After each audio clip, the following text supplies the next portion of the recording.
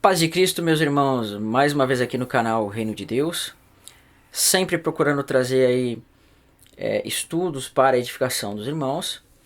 E hoje eu quero fazer uma continuação da aula sobre o Apocalipse, tá? Hoje nós vamos trazer uma aula mais aí de cunho histórico, né? Uma aula de cunho histórico para nós tentarmos entender os contextos que se passavam na época do Apocalipse. Para você ter uma noção do pano de fundo do que estava acontecendo lá, tá? Se você não é inscrito no canal, você pode estar aí se inscrevendo no canal e compartilhando esses estudos para outras pessoas, tá bom? Então essa vai ser a aula de número 2. Hoje eu quero trazer um estudo com cunho histórico. Para quê? Para que a gente possa compreender o que se passava nos dias em que João, né, vai ter a revelação do Apocalipse. E este contexto histórico do que se passava na época, ele vai revelar coisas para nós, e essas revelações, né, olhando para os contextos daquela época, vão trazer elementos que vão nos ajudar a entender os últimos dias, tá? Então, para isso, eu vou utilizar um pouquinho de Eusébio não, mas Irineu de Leão, né? Esse livro aqui eu já li, é um livro muito interessante. Contra heresias, ele vai falar alguma coisa de como eram os dias do Império Romano, no tempo de João. A gente vai ver um trecho desse livro aqui. Nós vamos utilizar também Justo Gonzalez, História Ilustrada do Cristianismo, né? Um grande historiador esse homem aqui. Vale a pena ler esse livro aqui, já li também. Tem bastante informação histórica interessante para nós analisarmos. E este livro aqui, que é o Panorama do Novo Testamento, de Robert Gundry, né? Você tem todo um panorama histórico do que estava acontecendo lá. Eu não tenho costume de usar livros para estudos, como os irmãos sabem, às vezes eu uso trechos ou outros, mas eu, como vou tratar no contexto histórico, então é necessário nós termos fontes históricas. Tudo que eu procuro falar para os irmãos aqui, todo o estudo que eu procuro trazer, quando eu vou tratar de história, de tradução, eu sempre vou ter um material para demonstrar isso, tá? Mas eu vou utilizar hoje especificamente um PowerPoint aqui que vai nos dar uma direção, tá? Sobre os tempos e aonde situar cada coisa. Perfeito? Não vai ser um estudo tão detalhado historicamente, mas é apenas para você conferir o contexto histórico daquela época. Tá. Ok, estou no primeiro slide. Então, irmãos, o Império Romano ele começa basicamente a se formar com Júlio César, tá? Que foi um comandante militar, né? E esse comandante militar, ele passou a expandir o Império Romano. Mas ele não foi propriamente dito um imperador. Porém, ele foi, né, um comandante militar. E este imperador, este homem chamado Júlio César, ele vai o quê? Expandir os territórios do Império, de Roma no caso. Porém, o primeiro imperador vai ser esse aqui, Augustus, tá? E a época do seu reinado, do seu tempo de império, vai ser aproximadamente esse tempo que está escrito aqui, 27 a.C. até mais ou menos 14 depois de Cristo. E ele vai ser citado em Lucas capítulo 2 até Lucas capítulo 2 no verso 1. Então você vai poder, aí na sua Bíblia, você vai poder ler esse trecho. Não vou citar aqui agora, tá? Então você vai ver que a própria Bíblia vai citar ele. Se eu não me engano é quando vai falar do censo em relação aos judeus, que tinha que passar um censo dele sobre os judeus. Depois o segundo imperador vai ser Tibério, né? Tibério vai ser citado em Lucas 3, verso 1. Depois nós vamos ter o terceiro imperador, que é Calígula. E nós vamos ter depois o quarto imperador, que vai ser citado em Atos capítulo 11, verso 28.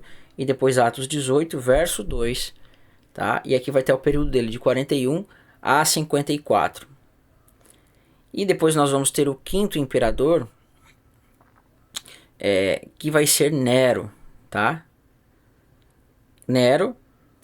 Depois nós vamos ter aqui o período da Guerra Civil, onde vai ser o ano dos 4 imperadores, né? que vai ser Galba, Otto, Ventilus e Vespasiano.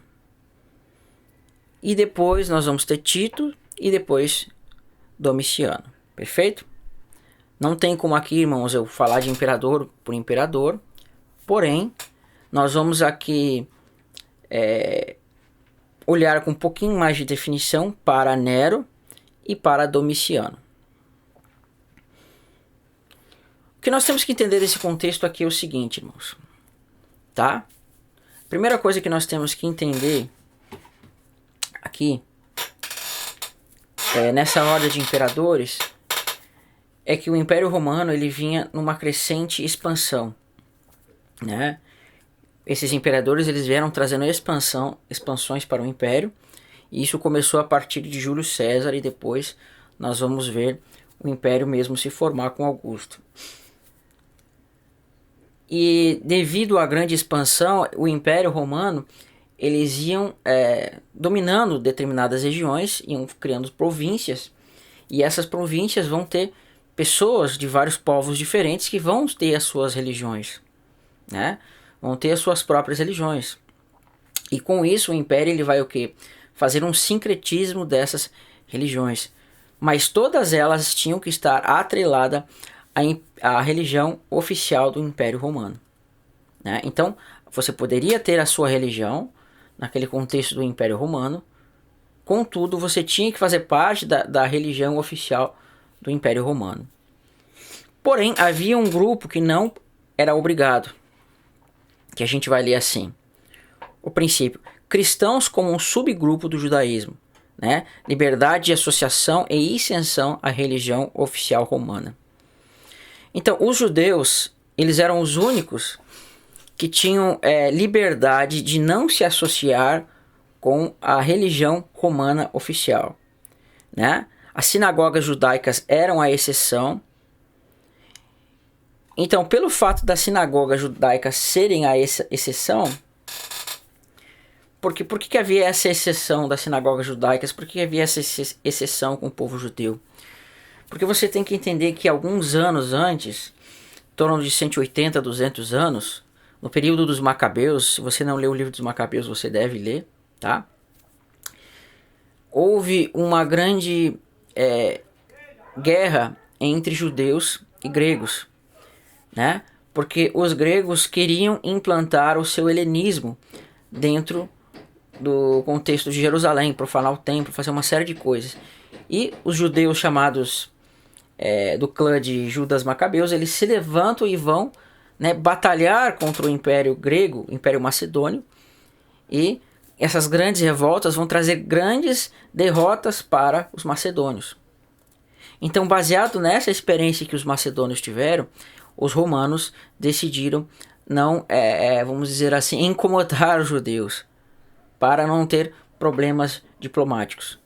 Porque, por exemplo, as outras nações elas não tinham problemas no sentido de não ter vários deuses. Porém, os judeus eram os únicos povos, o único povo que tinha esta peculiaridade, né, de só ter um Deus e não adorar imagens. Então, se você feria isso nos judeus, né, você teria uma grande guerra contra eles. Então, os romanos, porque não eram burros, eles entenderam isso e concederam aos judeus naquele momento ali essa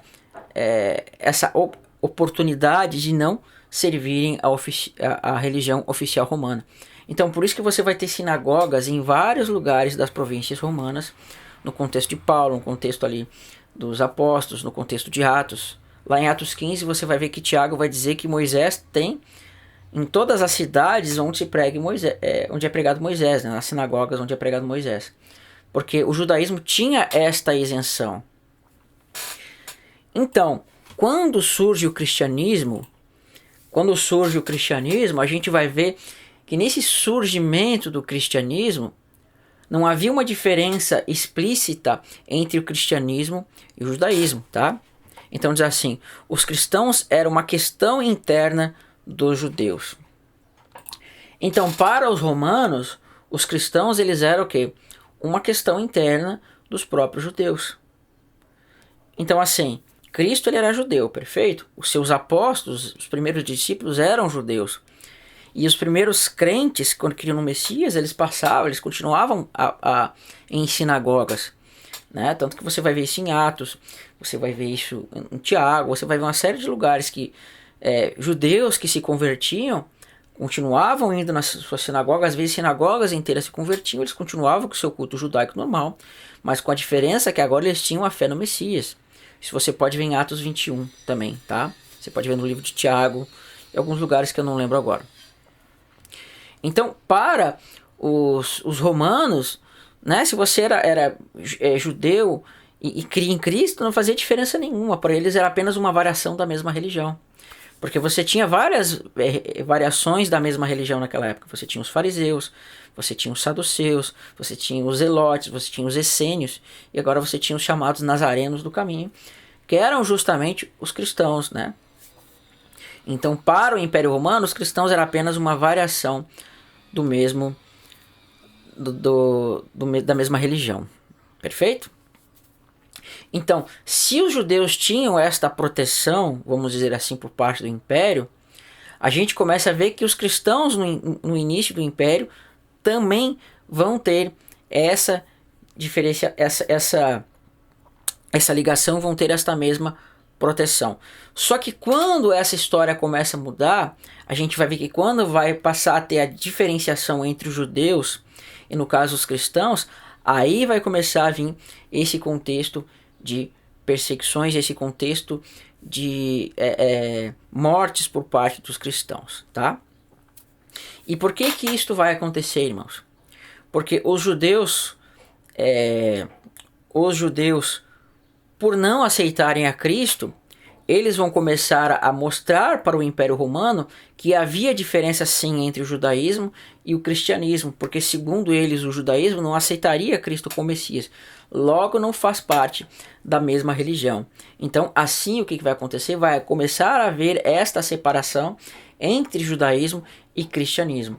E principalmente quando o cristianismo, né, ele vai começar a chegar, o Cristo vai chegar nos gentios, aí sim os gentios não tendo este contexto, não tendo esta questão das sinagogas, não participando de sinagogas, os gentios tendo hábitos diferentes dos judeus, aí sim o império vai começar a entender que há diferença entre judeus e cristãos. Então o império vai querer começar a colocar sobre os cristãos, por eles não terem esta mesma proteção que os judeus tinham, vai querer impor a sua religião oficial para os cristãos, porém os cristãos não vão querer aí adorar o imperador, não vão querer buscar os deuses romanos. Perfeito? Só que os judeus continuavam com essa isenção e os cristãos não tinham essa isenção, tá? Então, por causa disso, vai se começar a ter o quê? As perseguições. Agora, eu quero mostrar para os irmãos aqui esse personagem aqui, esse homem chamado Nero, tá? Este homem chamado Nero. Então, Nero ele tem algumas características importantes. Muitas pessoas em Apocalipse costumam a dizer que o quê? Que o Apocalipse se cumpriu até o ano 70 e que ali tratava do contexto de Nero, né? Como é o caso de alguns preteristas. Só que a gente vai ver que pela história, né? Nós vamos ver que pela história, nós já estamos chegando a 15 minutos, acho que vamos passar por uma segunda parte, tá? Vamos para a segunda parte do vídeo.